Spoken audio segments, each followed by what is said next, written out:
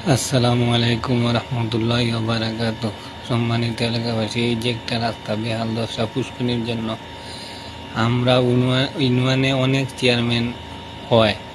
সাজান মাস্টার হয়েছিল, কাজ করে নাই। আমাদের গ্রামে মামুন হয়েছিল, কাজ করে নাই। এবং হালিম হালিম হালিম হয়েছিল, বীরগতি হালিম সাহেব, উনিও কাজ করে নাই।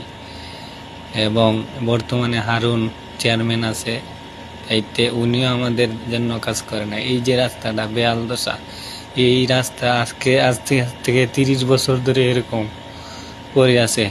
তাই আর জীবনে যদি আমাদের ইউনিয়নের